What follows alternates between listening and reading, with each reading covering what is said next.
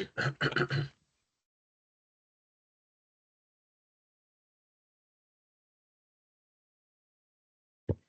morning, members Garrett and Holmes, staff and guests. The lobbies are open and the recording has begun. Good morning and welcome to May 6th Board Caucus meeting. And we're going to start this morning with the legislative update from Mark. Well, good morning, members Garrett and Holmes. Obviously, session wrapped up on time with a budget deal that the governor is currently reviewing. I have to say, just from my point of view, I think it was a little better than I expected, though the reduction targets are going to be difficult. But I'm glad that we do have a great finance team to help us plan for that and figure out a path forward. As I mentioned in the last one, I think we saw our 2 agency request bills pass, and we got 2 board members confirmed by the Senate, which is great. There are major issues that the state couldn't really take up given the timing and the budget deficit. And so I know thinking about when and how to lean into some of those issues is going to be something that you all work on during the interim. And if there's anything I can do to help, please let me know. We're going to be working on a revamped implementation tracker to look at all the work we've been assigned, both in bills and provisos. Obviously, a lot of that is going to depend on the rules team and how they prioritize their work and sync it up with the work going on in the divisions. So we want to make sure that I'm working closely with them so that we can give you an accurate picture of what of the staging and what comes first. It's never too early to think about our next legislative agenda, but for now, it's kind of excited to see some of our work really roll out. The big one being the next social equity licensing window coming later this spring, but also the product placement rulemaking that's ongoing right now.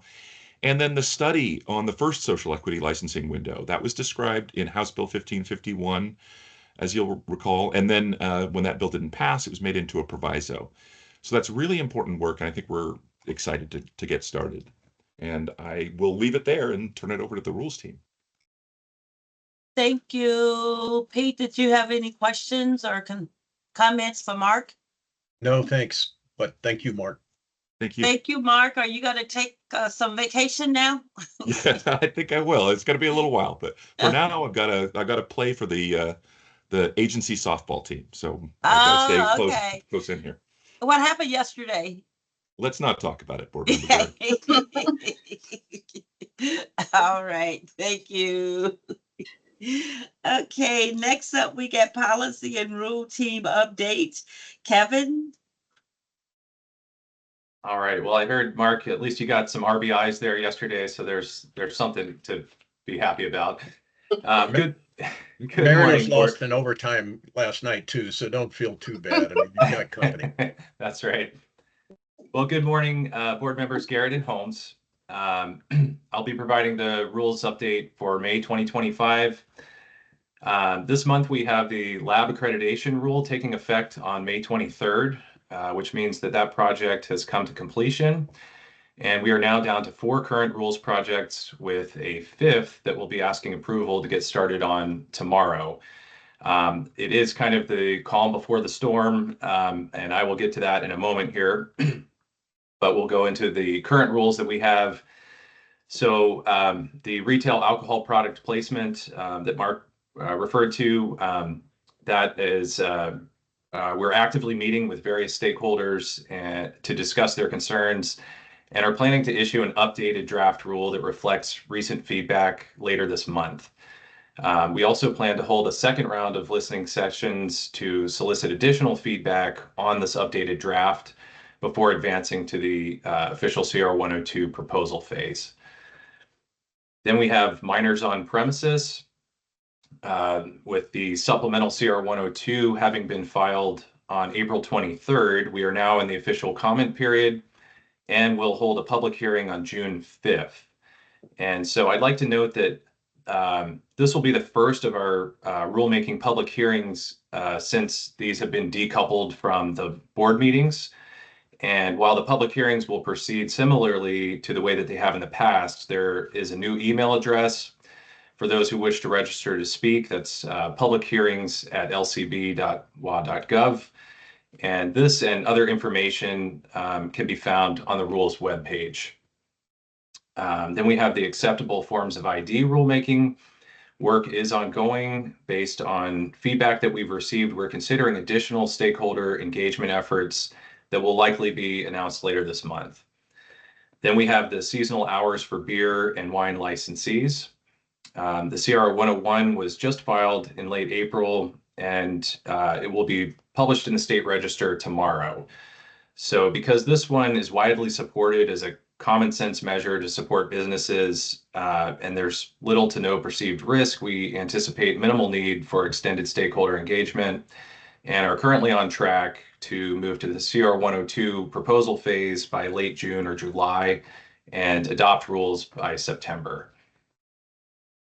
So getting to the impending rule projects, with the legislative session having wrapped up, there were several bills passed that will require rulemaking. These include those related to expanded outdoor alcohol service or fan zones, the contract kitchens for liquor licensees, the cannabis retail management agreements, the cannabis retailer advertising, and various licensing and fee updates.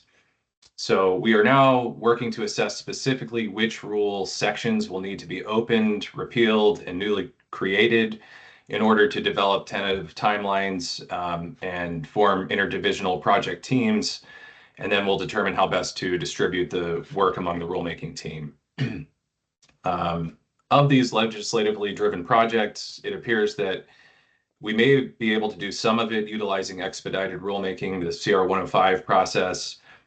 And we are looking at the feasibility of incorporating or combining these new projects with existing or pending rules projects if and where possible.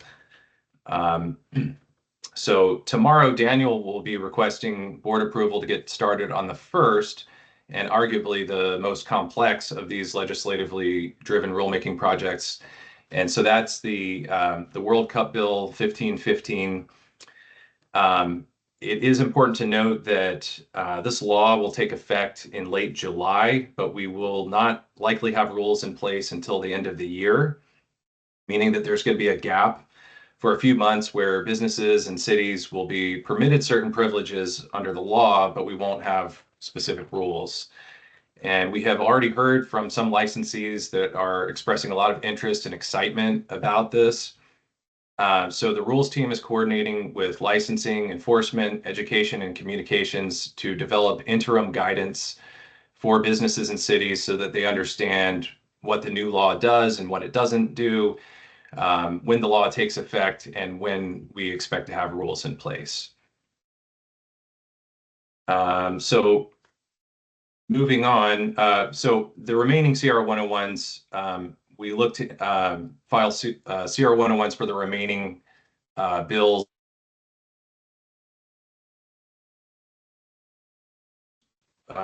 Bills take effect in late July. A few of them have extended effective dates in January.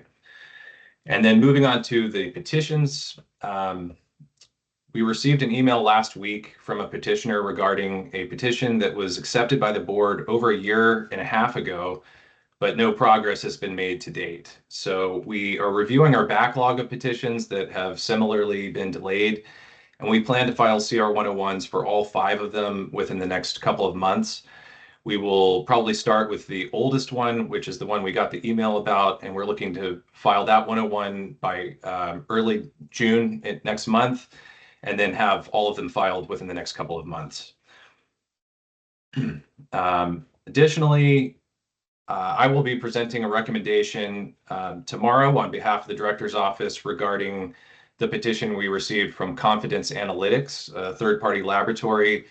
They are requesting clarification in rule surrounding R&D testing. And this would include more clearly defining related terminology, differentiating what testing must be entered into our traceability system and what is exempt. And so if you'll recall, last month with the lab accreditation rule, when we filed the CR 103, we noted several comments related to this issue, and we announced that we would be opening a rules project related to R&D testing. And so because this petition concerns that exact same issue, we are going to be recommending that we do accept the petition and move forward with rulemaking so that we can provide clarification to labs and licensees on that issue. Other than that, we're continuing to monitor and provide feedback to the Department of Health on their medical cannabis product compliance rulemaking so that we can ensure consistency and alignment with our LCB rules. They have conveyed that the CR 102 proposal probably won't be ready at this point until September. And then lastly, during our most recent meeting with the folks at the Washington State Department of Agriculture, who are now responsible for the accreditation of third-party labs, we learned that their funding has been drastically reduced this session, and there's a potential for service delays as a result. So we're keeping in close contact with our counterparts over there to determine if there's going to be any impact on licensees as a result of those service delays. So that's pretty much it for me. And if you have any questions, please shoot. Kevin, going back to how we're doing the CR 102 now, two separate from board, I'm sure we have, but has that been put out to stakeholders? The information you were just sharing when you mentioned that on and on, that they are fully aware of that process now? Yeah, so we did update our webpage. So the first thing that you see when you go to our laws and rules webpage, there's new information about the public hearings being separate from the board meetings. And then when, for instance, the CR 102 information was submitted, along with that, there was additional information provided about this new public hearing process. Okay. Okay, that's all I have. Pete, did you have anything? No, other than we're obviously going to have some busy rulemakers. That's right. Thanks, Kevin. Thank you. Thank you, Kevin. And next we have Daniel.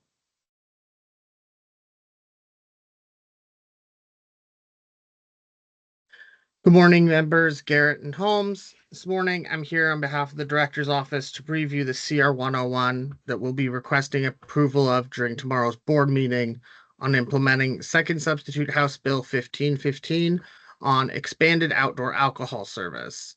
Kevin talked about this a little bit, but this bill, which is I'll just call 1515 for the rest of this presentation, while it authorizes temporary expansions of outdoor and indoor alcohol service in various ways, it hasn't, as of right now, been signed by Governor Ferguson, but there's all indications are that that should happen here soon.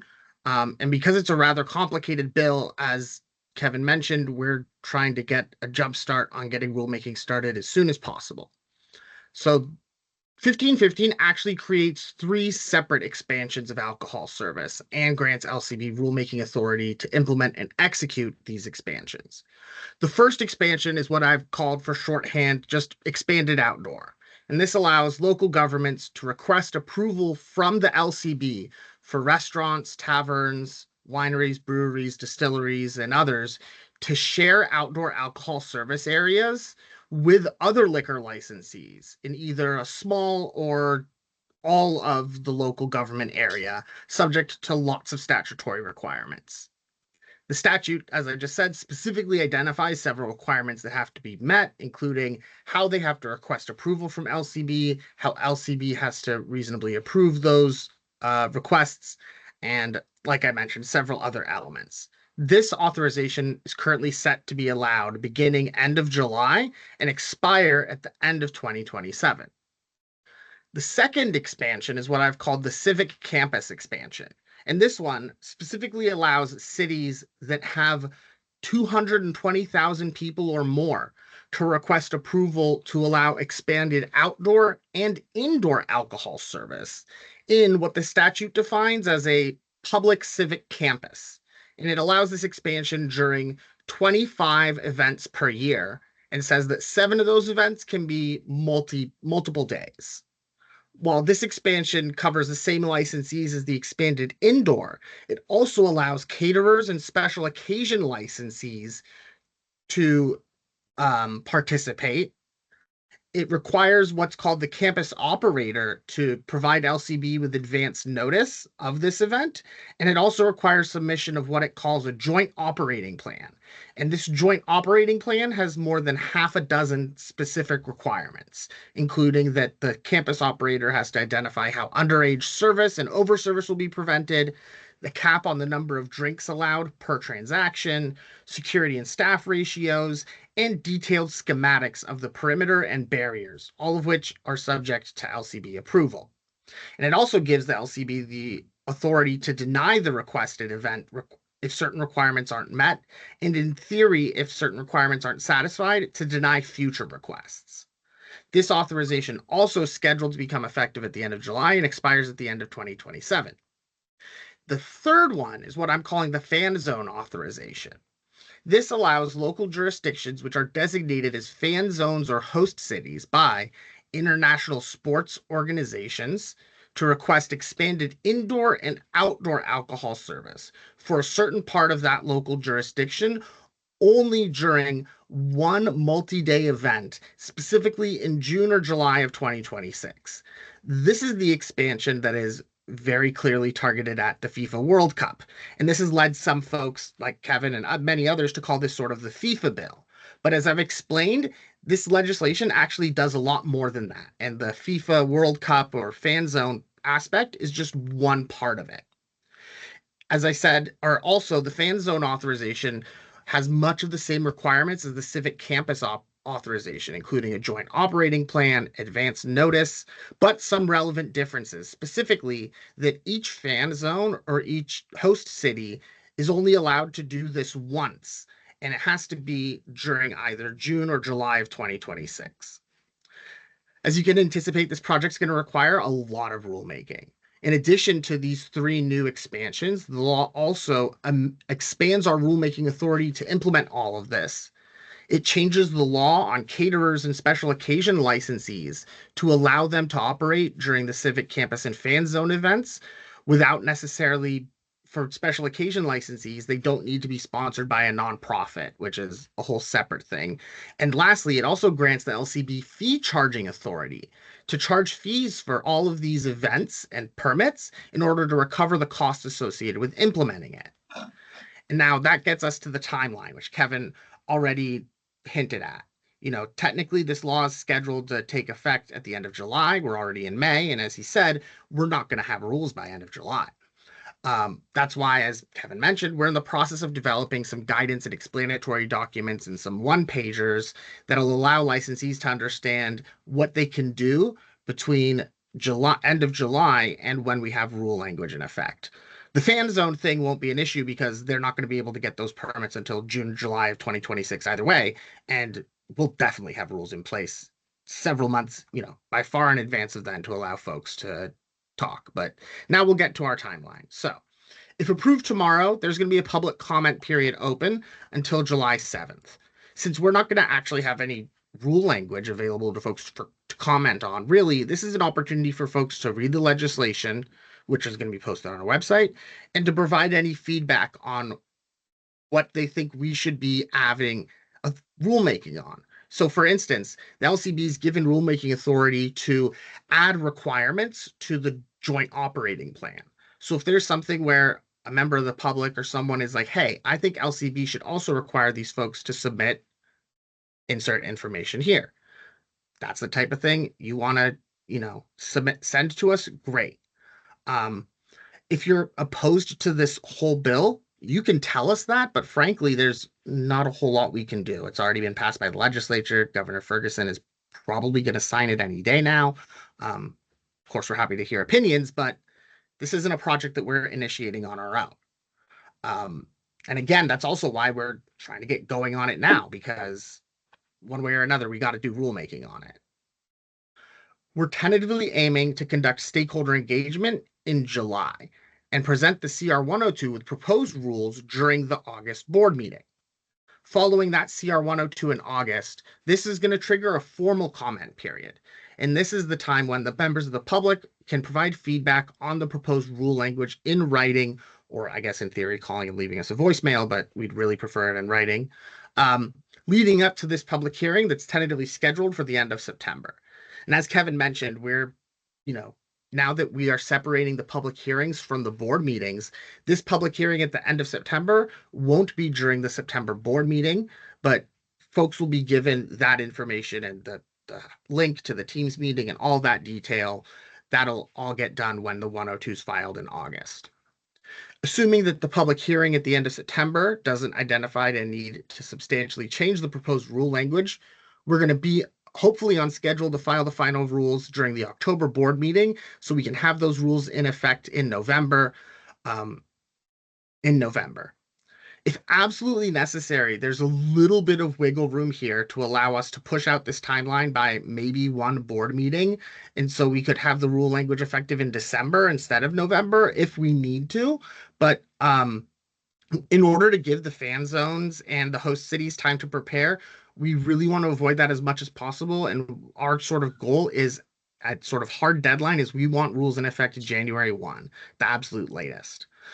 Lastly, I'll also mention that this project is going to be co-led by myself and Kevin, because from mid-July through early October, I'm going to be on paternity leave to spend time with my now 8-week-old daughter. But the project should be, able to move smoothly through that time. And my goal is to get back from leave just in time to file the 103 so that all the hard work will be done while I'm away. And then I could just sort of slide in and take it over the finish line. Thanks so much. I know that was a lot of information, so feel free to ask me questions about it. Full disclosure, it took me a long time to figure out the differences between all the three. So if you're confused about it, yeah, probably. Okay, so congratulations, perfect planning, and to be out and come back when it's all done. Going back to the part of the end of July, what is that again that goes into effect the end of July? Sure. So that's when the law becomes effective. Laws typically, okay. yeah. So unless the legislature decides otherwise, the laws become effective. I think it's 60 days after signing. I don't know why they didn't decide to delay this one. That would have made our lives a whole lot easier. But and that's, like I said, the two first authorizations. So the one that lets local jurisdictions expand outdoor service, and then the civic campus, those will be effective and theoretically allowed. Those will go live in theory at the end of July. So with that, and with us saying we're gonna put something out in writing and things explaining what that is, I'm just wondering, and Justin and Kevin, you can chime in on this. Sometimes things in writing, people still don't fully understand what's allowed, what's not allowed, and things, or is there interpretation? Is there any way to create sort of like a video of explaining what it is that's going into law and what it means, what's acceptable, what's not? People tend to get more out of hearing something than reading. Is that doable? Is there some type of video that explains exactly what went into law that could be done? Yeah, hi, Holly. So I think that's something that we could certainly explore. I'm not sure what the financial cost would be, and given the budget issues right now. So if it's within reason and cost, and particularly if we can get it done before the end of June, that might be a feasible thing. So I'll talk to Brian about it and see what he thinks. And then also I'll talk with finance and just to see what availability there is. But we've done a number of videos across the agency, so I'm sure that we could tap some expertise on trying to help facilitate that. And so I think that's a good idea. It would be another medium that folks could be able to access, because not everybody is learning the same way. So I think that that's a great idea. Exactly. Yeah. All right. Thank you. Pete, did you have anything? I assume we've all mapped out the priorities of rules. I know that we're going back for some older rules first to get those done, the ones that were granted a while ago. I'm just accepting that this is the best prioritization we can with our resources. Yeah, so one of the things I'll comment on that is by opening the CR 101s on the older projects, that doesn't mean that they're going to be prioritized over the mandatory legislative implementation. So we're just going to have them open so people can see that, yes, they're open. We agreed to open those particular rules. It doesn't mean that we're going to be able to even work on them until 2026. And so what we're trying to do with the implementation is we've started mapping out which rule sets need to be open. And because we can only have a rule set open once at a time, we can't do multiple rule projects with the same rule sets open. We're trying to figure out how we can strategically open certain ones. So let's say, for example, the licensing fee bill that passed. If we opened all of those rule sets in the licensing fee bill, there's a number of overlaps with other legislation, and so we wouldn't be able to open them for that purpose. So what we'd like to do is open, the crossover with the other rule projects, and we can just do the technical update while those projects are going through, and then do a separate rule project for the balance of those rule sets. So we're really trying to look at those opportunities. I think one of the previous rule petitions, may be able to be integrated into some of these rule projects. Same thing with internal requests. And so we're really looking at how we can consolidate some of these without them becoming unwieldy. Obviously, the more topics you have in there, the more feedback you have, and that could, as you're adjusting the rule language, it could take longer to complete. I will say on the 1515 bill, one of the gaps that we have, with the law going into effect, it does mandate the LCB to create fees for local governments as well as some of the activities, and we won't have fees established until the rules can get completed. And so there is this gap that we're going to have to figure out how to navigate. So just heads up that it's not going to be fully clean come the end of July, that the statute says X and we don't have the opportunity to have everything built by that time. Thanks, Justin. That clarification really helps. Yep. Thank you.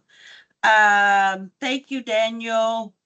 And now, do we have any board member executive assistant reports? Denise, is there anything? No, thank you, Member Garrett. All righty. Pete, did you have anything else? No, I didn't, but thank you. All righty. With that, Board Caucus now adjourned. Thank you all. Bye-bye.